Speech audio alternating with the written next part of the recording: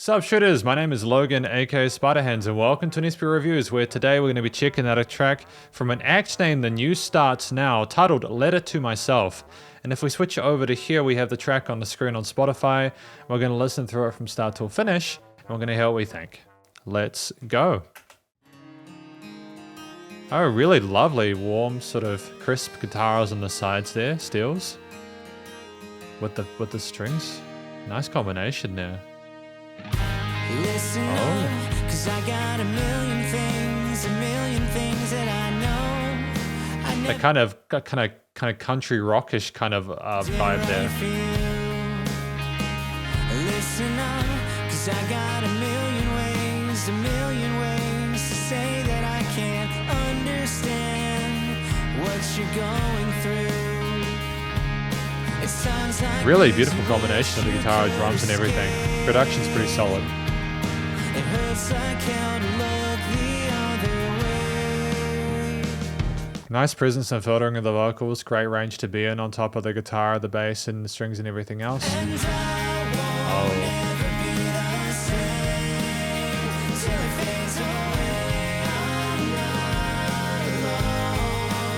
A beautiful harmonies here.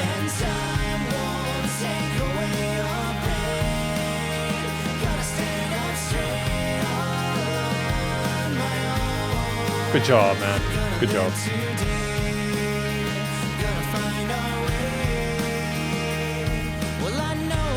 Okay, sick. Really excellent stuff, man. Really excellent stuff. I love the message there. I think that's going to appeal to a lot of people.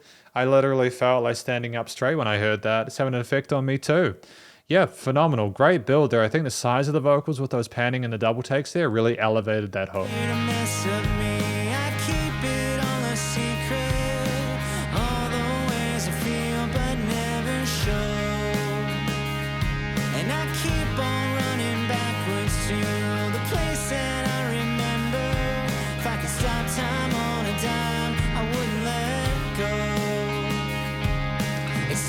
If I could stop time on a dime, I wouldn't let go. I see. So we're not taking our time for granted, and even if things haven't been necessarily ideal in the past, we're just going to continue walking forward.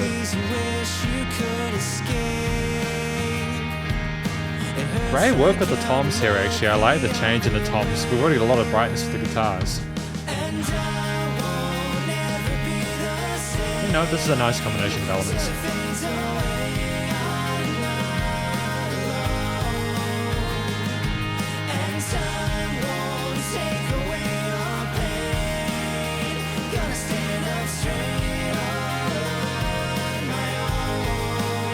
Gorgeous message.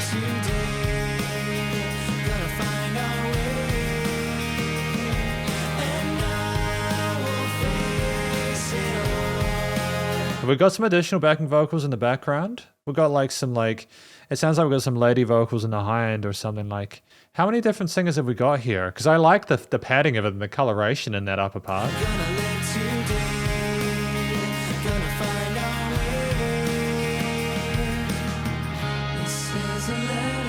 The drums are nice and soft here. I mean, I think if the drums were more aggressive or stood out more, it wouldn't have necessarily benefited it. I do like the leveling of the elements in the mix here. I'm familiar with the motif now, so it'll be interesting to see what we do next.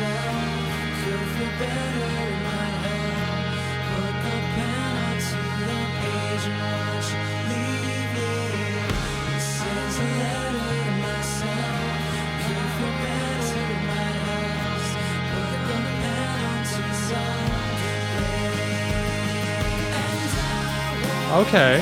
Alright, we're going back for a hook. Okay. There sounds like there's a lot going on. I'm trying to ascertain what the individual elements are.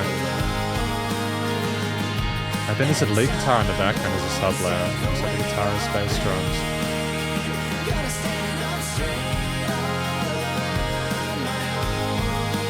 We're going to do something different here. Okay, gotta find our way. Nice ABA structure to this outro chorus.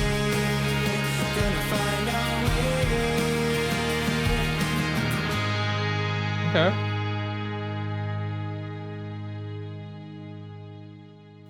No, I'm not upset about that. That's a good track. Because effectively, this is my conclusion on my review of Letter to Myself by The New Starts Now.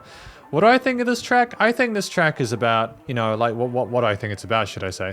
I think this track is about someone who is maybe gone through some difficulties, you know, and they're saying to themselves, look, I don't want to be like this forever. I want to sort of move forward. I want to pull myself up. I want to kind of make some progress, some positive steps forward. And this is their letter to themselves to kind of help to understand themselves better, to kind of motivate them to sort of stand up straight, and, you know, like they can hold themselves up and be proud of themselves and be brave and look towards the future. I think that's effectively what this is about. I think there's going to be people out there who have maybe, for whatever reason, have needed to sort of like address themselves from like you know, like to look at themselves and examine what's going on. And I think that everyone can sort of benefit from writing a letter to themselves to kind of figure out what's real, kind of like let them know that it's going to be okay. You know, even if they've got no one else around them to do that, to verify that. It's just giving yourself some sort of self-love and self-care, you know? So I think that's a beautiful thing to write a song about. The New Starts Now sounded very authentic there. I mean, like, the vocal performance was great. It was fantastic. I listened to someone sing their heart out. I liked the vulnerability there in the performance. It didn't necessarily come through from an actual intensity standpoint, because there were strong vocals in that mid-range. He was obviously very comfortable in his head and chest voice, but at the same time, I think the messaging there, it was you know, it was enough to sort of kind of elevate it. And I think that the way that he sang with that kind of hope in that mid-range there, that never really letting sort of doubt cast a shadow over the situation, was beautiful there. There wasn't a whole lot of ornamentation or anything like that. A lot of the power came from those backing vocals and those side ones in the chorus sections, and that had a great distinction between the chorus and the verses by virtue of that. But ultimately, yeah, I think this was a really strong effort from the singer, and they sang their heart out, and it seemed like a very genuine and authentic performance there. They were in key and melody scale well with the rest of the track. I mean, the rest, it had open, sort of jangly open chords, and some nice sort of arpeggios played there. And there was a little bit of tension very, very, very occasionally, but it was mostly meant to be a very sort of gentle ride there, and I think that makes sense for the subject matter. You don't want anything too sort of dark and grotesque for a subject matter like this. Letter to Myself, if it was in a minor key especially, could be a little bit sad, especially when you've got the bottle there, you know? When you got the bottle there, it's a little bit intense, you know. Makes me wonder whether the bottle could indicate that we might have been sort of recovering from our vices or an addiction or something like that, and we're going to continue to move forward and make amends with that, try to have a better future. But yeah, thematically, I think that, you know, from musical theme or main idea standpoint, it was bright and poignant and illustrated optimism for the future with those really bright, shiny guitars, the sort of mellow bass behind it. The drums that were supportive there and did what they needed to do, but were very sort of restrained, I think, you know.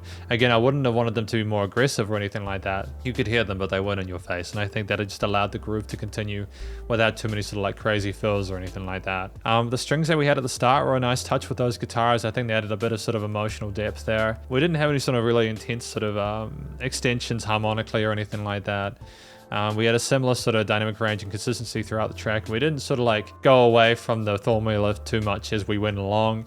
I know we had lead guitars near the end, but they were very subtle. They were more sort of making it sound bigger and fuller, I suppose, and they might have been there since the first chorus as well. You know, great arrangement there. Everything had a home within the mix. It was very full sounding. I was very impressed with that. That's an arrangement sort of technique, that skill with an understanding of music theory and composition there. There was enough change throughout 3.5 minutes to you know, requisite having 3.5 minutes there, even with another chorus and a little bit of a brief sort of respite in the interlude between it. And in terms of production, recording, mixing, and mastering, it was fantastic to listen to. Very, very well recorded. I like the recording quality of the vocal takes there. I'm wondering if there's some resonance in the sort of the high mids there, which sort of allowed the vocals, whether to I'm not sure if it was necessarily a thing I liked or disliked. I liked the tone of the vocals in general, but they were very resonant there. And I think maybe that may have been a deliberate decision to just help in contrast with the guitars on the sides or something like that. But yeah, the vocals were well filtered. I enjoyed the sound of the guitars on left and right. They were very bright. You know, we obviously know how to use our filters like that. Minimal use of effects chains. I think it was a reasonably organic vocal performance, and the rest of the instruments, even if there's a little bit of compression, never sounded as if they were sort of too perturbed or anything like that. They weren't modulated or modified or anything like that. That was most of their raw tones. The drums, again, like I think the overall leveling of compression in the mix was fine. It was nice and loud without pumping, and there was a little bit of dynamic range there as well, which is good, and changes in perceived loudness. Although to be fair, again, for the final time, I know I've repeated this, it was more of a panning thing, I think, with the hooks, where like the side vocals just made it sound bigger, sound louder. You know, there weren't any weird resonances in the frequency spectrum, and it was nice and wide in the stereo field, and it was nice to have the distinction between the verses and choruses there. And the limiting, again, the overall limiting compression on the track, yeah, it was a well-produced track. Ultimately, I'm very happy had the opportunity to listen to the new starts now with Letter to Myself, because this is effectively my review of this track. Hopefully you enjoyed it. If you did, please do go show this some love via the various social medias and the Spotify page, and stay cool and stay safe. Please remember to support your local musicians and artists at this point in time, as they need the help more than ever with all the crazy stuff going on in the world, and I will catch you in the next review. Spiderhands out.